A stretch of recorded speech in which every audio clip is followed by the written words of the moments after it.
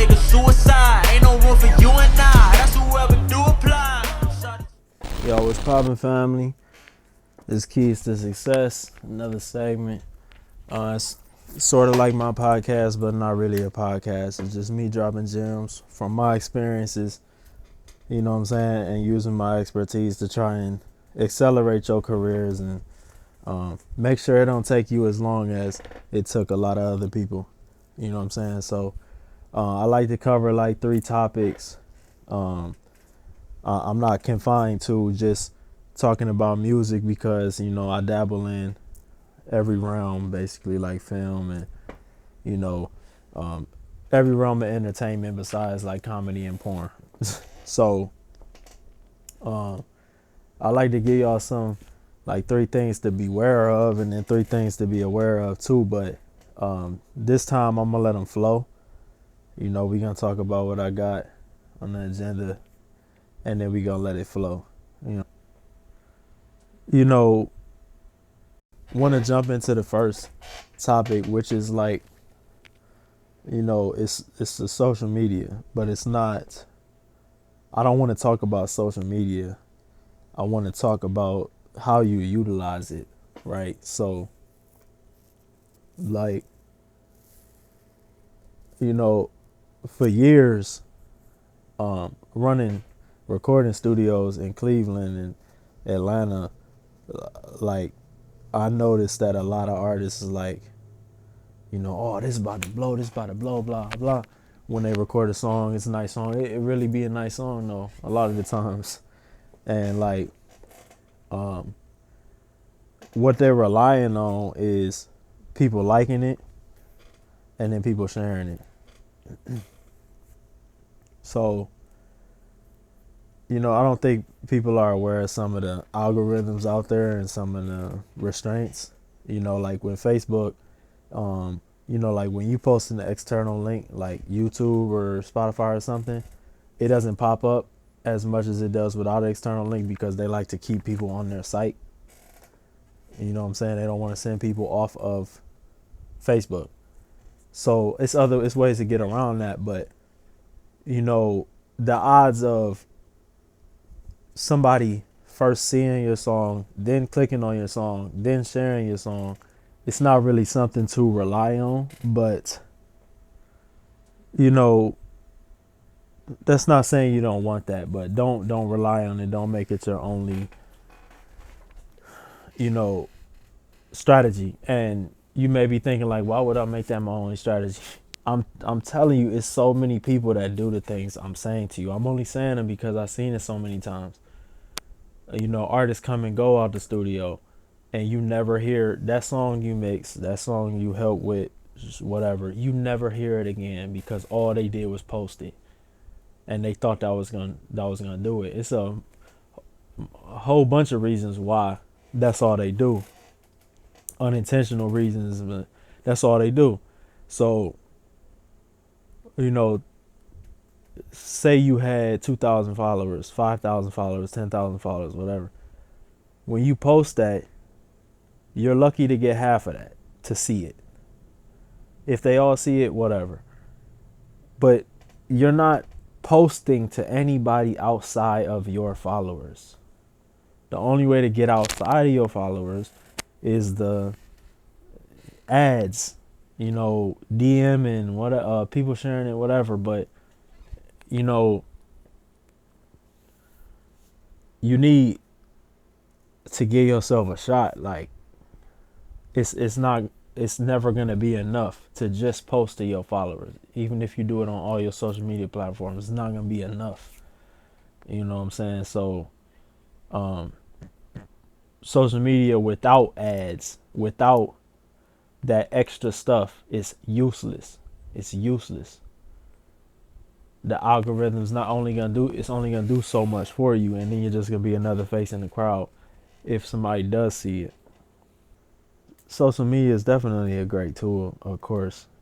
Great tool to make money, great tool to network. But if you don't stand out, it doesn't make it's useless. Like, you know, this is something I used to tell artists, like let's say you had a great song.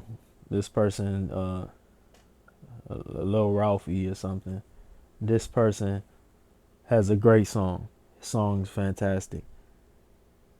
But let's say the cover art is just a text. This guy over here has a terrible song, and let's say the cover art is just a text. For them people scrolling down that timeline that have never heard either of them, it's nothing to attract them to click your link over this person's link. You see what I'm saying? So like, I say that to say, like, you have to have quality all the way around. You know, the video, the song, the beat, the cover art. It gives you a better chance. You know what I'm saying? If I'm scrolling down my timeline, I see cover art with some clip art, cover art with some clip art, then a crazy graphic Photoshop. They got a photo shoot for everything. It looks crazy. I'm probably gonna click on that one. If I'm gonna click on something at all, I'm gonna click on that one. You know what I'm saying? So the cover art drew me in. The cover art was a hit. Same thing with, you know, like videos. I remember people used to tell Jay Taylor and shit like, your videos make the song sound good. That's really possible. That's really possible. So, you know, when you got the dope cover art, you got the dope beat, you got the dope video, you know what I'm saying? You increased your chances by so much of somebody liking this product, this package. You know, so like, you have to do everything you can to get that click, because just because it sounds good doesn't mean you're gonna get that click. There's no way to know it sounds good before I click on it. You know what I'm saying? So that's important. It may sound small, but you know, go on your phones and go look at every artist you follow or whatever, and go look at, you know, how they post whatever. It's just, let me upload this. I'm about to blow up from uploading this. No, you're not. That's rare. Somebody asked me how I structure my video rates, like how, like if it's a music video, if I'm directing or something, and you know, it's two levels to it. Of course, you can go more into detail to be way more just being vague. It's two levels to it. The street level and like a industry level. So on a street level, I'm gonna respond to you. This is how they all start off. I'm gonna respond to you with a rate, and it's gonna be what, $300, $500, $750, whatever. I'm gonna respond to you with a rate, and that's it. But that's the street level. When you get to industry level, I don't have a price tag. It's based on your budget. So if you come with, my first question is, what's your budget? So you say, let's say you say $2,000. I then tell you what I can do for that, because the whole 2,000 is not going in my pocket. The 2,000 is to make the project happen. I may only put 1,200 in my pocket. You know what I'm saying?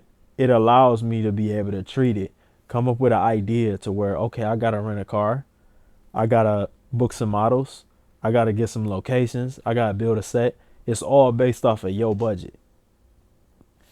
And this is a way for, you know, you to build connections as a videographer. This is big. As a videographer, this is a way for you to build connections with resources, people who have exotic cars, people who have represent models, people who have locations under their belt, pre-built sets. You know what I'm saying? Like, as a videographer, this allows you to have those partnerships, because you can continuously bring your clients to these people for these resources. And then you start getting discounts, and you know, then, you know, when you tell somebody like, oh, I'm gonna be able to get you an exotic car, I'm gonna put this model's gonna do this at this location, whatever, and you get your discounts, whatever, it doesn't matter how much of it you pocketed, because you're using your resources to get this idea done that they're gonna agree to. you know, using that as a guide, you know, you can give them base rates, whatever, but determine it all off of that original budget. How much are you trying to spend? Okay, that's too low. I can't really do anything with that. Or somebody says their budget is 10,000. Then you tell them like, oh, this means we can do 5 locations. We can book 2 exotic cars, 5 models, whatever. You know what I'm saying? It's all based on your budget. And that's how these videographers, you know, in these bigger cities operate, where it's like, I can't tell you a price because it's going to confine the idea. It's going to, you know what I'm saying, shrink what I'm capable of doing. So that's how I operate, and that's how I tell a lot of videographers to operate. Like, ask them what their budget is and figure what you can do.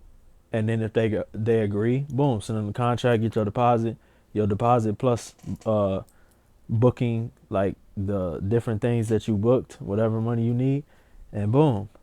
You know what I'm saying? Now you're doing bigger budget projects. You know, I can't tell you how many times, you know, back when I was shooting, it's like they ask you how much you charge for the video, and then you running around like a chicken with your head cut off trying to do all of this stuff within this small amount because you just told them like, hey, I charge $700. Now I'm running around trying to, yeah, I need a free model. I need a cheap car, blah, blah. It's like, no, you discuss all that up front before you take that project, because a lot of the times you're going to end up with nothing in the end trying to get it done. You know what I'm saying? Tack on, you know, the different things you need to tack on, like travel if it's out of state or something, or you know what I'm saying, tack on all that, because if it just comes out that if you one of them videographers that just give them a number, it's all gonna keep picking that and cutting out. So you know what I'm saying, you just gotta know how much you working with in the beginning. If it's too low, I can't do nothing for you, and I'm saying that a lot nowadays. Another thing about, you know, videographers and video shoots, I know a lot of videographers, this is gonna sound crazy, I know a lot of videographers that do not own a camera. Yeah. Because based on your budget, this is big in like LA and like New York and stuff. Based on your budget, they have partnerships with camera rental companies. So you come $10,000, 1,500 of that they using to rent a Ari for your shoot. You come with a $1,500 budget, all right, they might show up with a nice little Canon. You know what I'm saying? But they don't have to own the cameras. They make money every single time you book them, because you're gonna book more than the camera costs. So a lot of videographers spend years and credit and loans and whatever to try and buy one camera. I know that's normal, but don't that sound kind of crazy? Don't that sound kind of crazy to spend all this money to limit yourself to one camera? Think about it. So like, it makes sense to, you know, have a go-to camera rental place or whatever, where it's like 15 cameras to choose from, lenses, all of that, and you can grab it based on the project. You didn't have to spend any of your own money. You can do that for movies, commercials, whatever, all based on their budget. Don't limit yourself. You know what I'm saying? This is really common sense. It sounds crazy, but as a cameraman, you do not need to own a camera. Every city got a camera rental place. You know, look into it. Put some thought into that, because that's you know what I'm saying. I wasted so much money on equipment only to not use it, because there's always a better camera that I can just rent out of the video budget every time. I don't have a single music video, and this is no cap, I don't have a single music video shot with my equipment. Ain't that crazy? So, yeah, another question I got was, you know, what to look for in a model manager. And of course, this question came from a model. You know, a lot of these guys, of course, they operate like pimps, but um,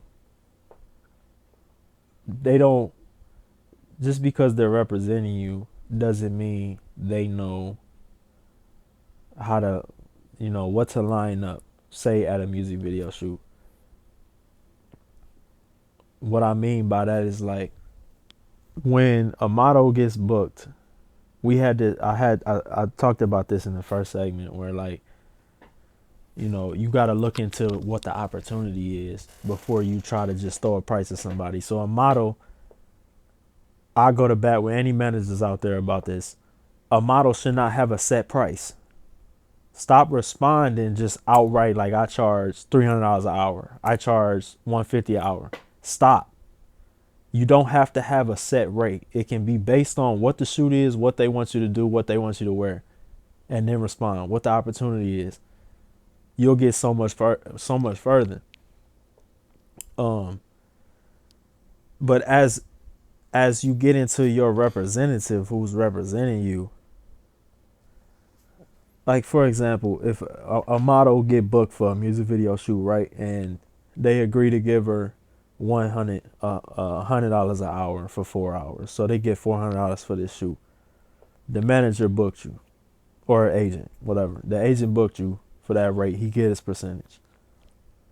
Say it was 25%, you get $100, just to make it simple. That's cool and all, but that doesn't progress your career. That puts some food on your table for the day, for the week. That just puts some food on your table. That doesn't advance your career. Different things that this agent or representative is supposed to do, and I'm not talking on the industry level. I'm talking grind mode. I call it grind mode, you know what I'm saying? In the underground, the underdog, the people who trying to be serious. Say the artist, has 100,000 followers, whatever, and a model, of course, because we're talking about models, you are gonna be judged on your look. So for this scenario, I'm talking about a 9 or a 10, like super fine model. You know what I'm saying? You shouldn't just show up to this shoot and do whatever. If you look a certain way, if you present yourself a certain way, if you're of value, whether your appearance or who you are, you got negotiating power. You got leverage, right? So if they want you, this isn't upping the price. This is things you need to see happen. This is what a representative is supposed to set up. You know what I'm saying? There's different things like, get him a contract that says it's going to say starring you. Let's say this person's name is Gloria. This video is going to say starring Gloria. This is in the contract. This is a requirement. Your Instagram handle or whatever, your social media handles is going to be in the description of the video. It's starring you. You're important. Just as important as the artist. Just as important as the artist. So it says starring you, blah, blah. And then, if you got some momentum, you have to be the lead. You have to be the lead. I won't be a background. If I am a background, I have to have a solo shot somewhere in the video. Or a filler or a B-roll clip of just me somewhere in the video. These are simple things. These are 20-second things. You know what I'm saying? In a template contract that your representative or whatever can draw up and give to everybody that tries to book you. Nobody's backing out because of things this small. But imagine how big of a difference it makes when it says starring your name. If that video blows up, everybody's seeing your handle. And guess what? More people gonna follow you than the artist. Because that's just how it is nowadays. If you look good, if you female look good, they following you. You know what I'm saying? They'll keep the song in mind, but they're gonna follow the girls. They're gonna follow the models. You know what I'm saying? That's real. So You know what I'm saying? You need all of that. Just showing your face is like, okay, a bunch of strangers are going to see that video. You don't know this artist. You don't know his fan base. A bunch of strangers are going to see your face, don't know who the hell you are, can't find out who you are because your name's not in the video. They just got to hope to see you again. Think about how dumb that is to just show up at a video, put your face in it and leave. Nobody can discover you.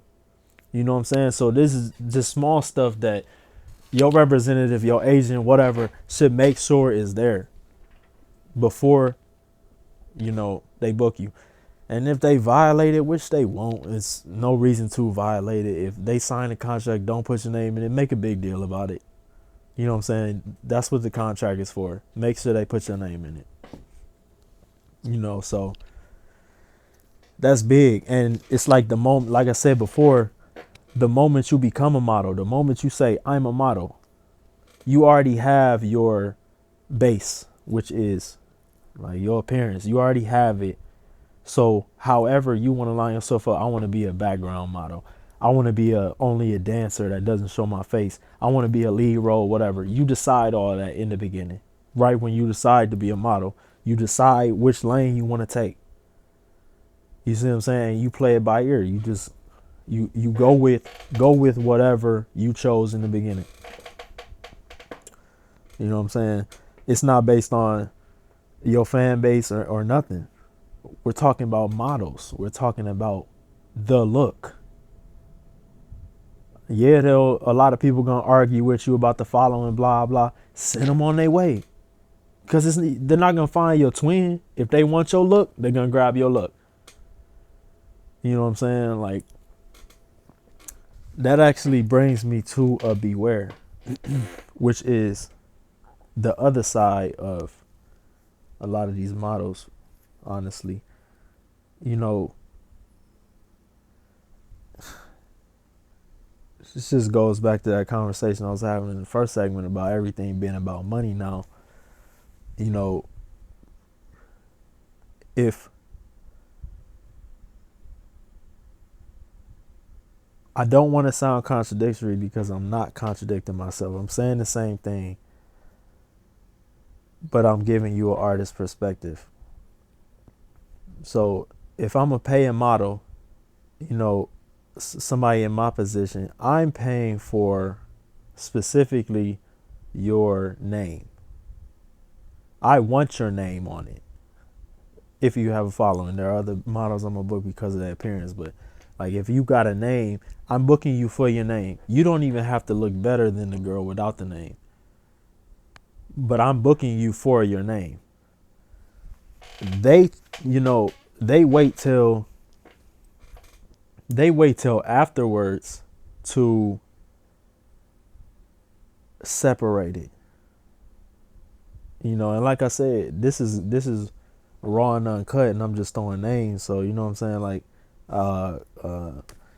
this situation happened with Krishan too. I had Krishan rocking the video, and like, you know what I'm saying?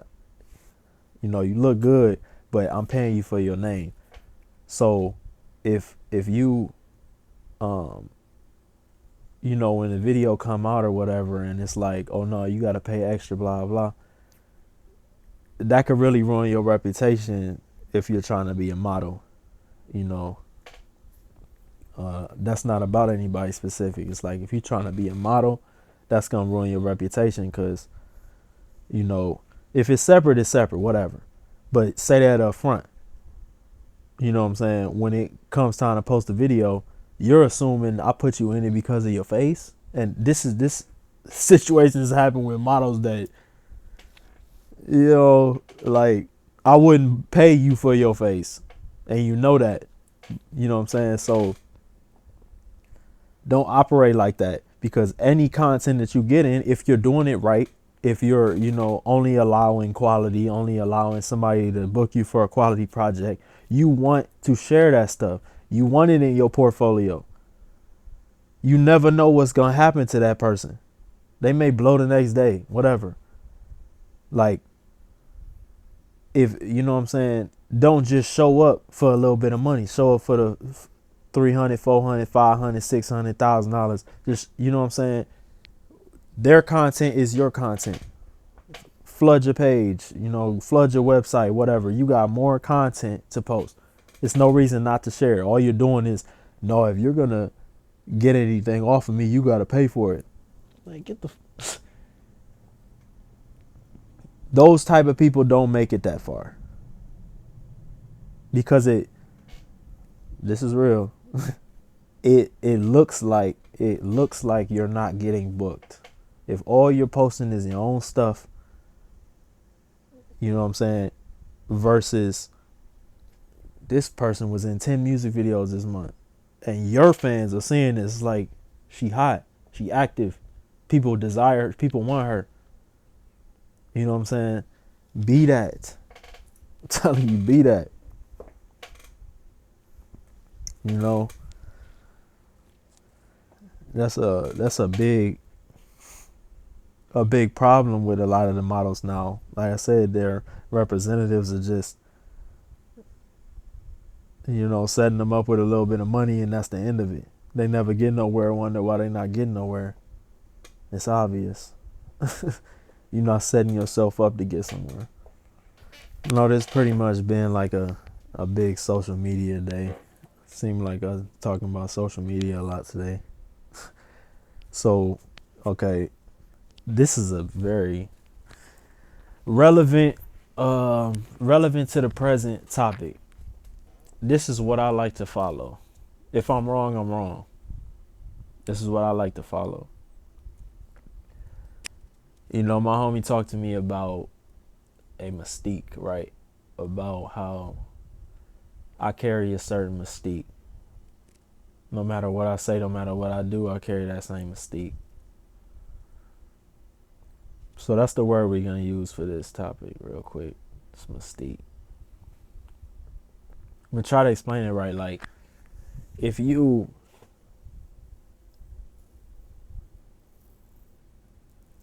A lot of people are getting lost in numbers, lost in these numbers, these streams and views and followers, whatever. They're getting so lost, and they're wasting their time chasing them. I told myself I wasn't going to talk about this today, but we'll see how this conversation goes. So, say you got a interview on Jimmy Kimmel. Yeah, Jimmy Kimmel. Say you got an interview on Jimmy Kimmel. Let's say Jimmy Kimmel was getting 5 million viewers. Those 5 million viewers saw you, heard you, and know who you are now. Out of those 5 million, this is kind of funny because I don't think during the interview on Jimmy Kimmel, they even post your handle to any social media. Probably because they woke, that's what I think. But so out of those 5 million, it's probably 10,000, 50,000, maybe 100,000 that successfully search for you and follow you. Oh yeah. Them real numbers too. I know because of some major platforms that I've been on. And the reason is because, like, Instagram is not a validation that I know you. Facebook is not a validation that I know you. Twitter is not a validation that I know you. TikTok's not a validation that I know you. Whatever. So on and so forth. So you successfully got in front of those 5 million people. Those 5 million people know who you are. It's about the consistency to make them fans. But a lot of people are judging the success of something they did by how many followers it got them or how many views it got them. Like, that stuff will come. You know what I'm saying? A lot of people don't even follow their favorite artists because social media is not really that important. It's just a tool. Now, there's another end to that. If I'm on, if I'm on Jimmy Kimmel and then I'm on Saturday Night Live and then I'm on Wild 'N Out, you have a certain view of me. I have a certain mystique. The mystique is that I'm this larger than life, you know, entity. Larger than life. That's how you look. It's like in order to see this dude, I gotta go to the big concerts. I gotta watch the big shows, blah, blah. You know, as soon as you start indulging in the social media stuff, like, or doing what everybody else is doing, you just got rid of that mystique and now you look, I would say, reachable. You know, there's a lot of managers out there, like I said, 2 different industries. There's a lot of managers out there that will say, yeah, you want to look reachable, blah, blah. To an extent, you know, to an extent, like when Lavelle Jones was telling me, like, if an interviewer asked you, you know, do you have a girlfriend, you know, dance around the question, like, I'm married to music or whatever, blah, blah, just to make the fans think they have a chance of getting to you. But there's limits, you know what I'm saying? Like, they can get to you on social media, or you know, you if you go to the same places, whatever. Now, of course, there are ways around this. You don't have to do it to, you know, be successful, whatever. But if you want to be a star, if your goal is to be this larger than life person, I'm telling you how to be larger than life, how to appear larger than life only. You know, don't take this like I'm saying it's the only way. There's a lot of people, a lot of artists that people can relate to. You know what I'm saying? I'm a big J. Cole fan, but I'm also a big Drake fan. Look at the difference. J. Cole seems super, he may be in the studio next to you. Feel like I might see him riding on a bike. You know what I'm saying? Like, that's, he's one of the relatables. But look at him versus Drake. Drake looks larger than life. It's like, man, I ain't never gonna run into him. You know what I'm saying? I gotta pay $500,000 to get him on a song. You may have to pay J. Cole the same price, but you ain't thinking it until he say it. You know, so it's just like how you come off. And like I said, maintaining that mystique. You know what I'm saying? A lot of people aren't using social media for that. You know what I'm saying? Like, if I'm an artist, I have to sacrifice me looking personable. I need my page to look like a fan page. I need professional pictures. I need my career activity. I'm in the studio, I'm interview, blah, blah. This is what's being posted because I'm maintaining that mystique. But if I'm on there, you know what I'm saying, doing normal stuff like, you know, hooping or shopping or something like that, it just brings down my mystique. It's like, oh, this is a normal person that got on Jimmy Kimmel versus this is this extraordinary individual that Jimmy Kimmel found out about. If I'm saying that right. Or somebody that Jimmy Kimmel got lucky to have. That's better. Jimmy Kimmel got lucky to have him on there. That's the mystique versus, you know what I'm saying, I got lucky and got on Jimmy Kimmel. So it's just maintaining that mystique. You know what I'm saying? It's like a lot of the artists I come around, they find out quick that, you know what I'm saying, we do a lot of the same stuff. We just, you know what I'm saying, I rock out in the studio, you know, I vibe out whatever. Like, we all artists, we all working, you know what I'm saying? But as soon as I leave, it's like that mystique that you probably not gonna see me again for a few months sets in. And it's because that's the mystique that I purposely carry. That's how it should be. If I'm this larger than life person with these talents, blah, blah, you can't be that accessible. That'll bring me to the last topic I'm gonna talk about today. Like I said, I just let everything flow in or whatever. Like, if you're this amazing talent, whatever you're good at, whatever your role is, you can't be that accessible. You know, I can't tell you how many people I dealt with who were just massive opportunists, where it's like, just because somebody said they need something, you jump in like, oh, I can do it, blah, blah.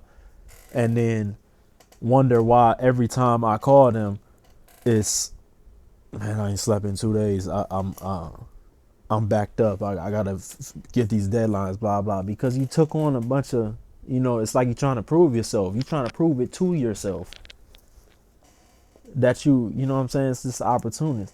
You can't be that accessible if you're a real talent. And if you are accessible, it's expensive. You know what I'm saying? If you get me on the phone, I'm going to be expensive because I know my value. I know my talent. You should know yours too. You know what I'm saying? If you know you're dope at videos, if you know you're a bad model, if you know you're a dope artist, up your prices, and that's going to filter out the low ballers. That's going to filter out the people trying to pay you $200 to get on a verse, blah, blah. Because the word is spread, or you spread the word that I'm expensive because I'm talented. You know what I'm saying? And I quickly realized, like, the people that just jump at these opportunities, like, oh, I can do blah, blah. You probably can't do it. You are trying to prove that you can do it. You know what I'm saying? So you got to be exclusive. You can't be that accessible. Only people that can use your talent is people who got a bag, enough to pay for you, and it makes sense for your time. You know what I'm saying? You can't look at it like it's being lazy, if that makes sense. You know what I'm saying? Like, if you sit back and you do one deal a month because you raised your prices 10 times what they were, it doesn't matter how much you're sitting back. If you do one deal a month for $10,000, ain't that better than doing 7 deals for $500? You know what I'm saying? So you're going to have a lot more downtime to work on yourself or to learn more skills or whatever, but you're going to make more money as soon as you raise your prices. Lavelle Jones told me that a long time ago. Like, it's not about how much work you're doing, it's about how much the work costs. So, you know what I'm saying? Be big on that. Be big on that. You need more time to yourself. You don't want to run around doing a bunch of stuff for everybody else, and then months pass and it's like nothing's been done for yourself. And your finances ain't right because you was cheap. So I think I'm gonna cut it there. You know what I'm saying? These are just more keys, more gems to accelerate your career. Take them if you want. These ain't even coming from me. This is my experience mixed with common sense. You know what I'm saying? Hit my DMs with anything you want me to talk about. Get my opinion on whatever. Just shoot me in my DMs and I'll arrange it. You know what I'm saying? Let me know what's going on with you. And we could go from there. So, good day, good afternoon, good night, shit. Keys to success. You can tell that I let Atlanta get to me. Say she fucking with me, but she ain't officially. I just don't know why she taking all these pics of me. You gon' have a lot of pussy niggas dissing me. So be it. Goddamn.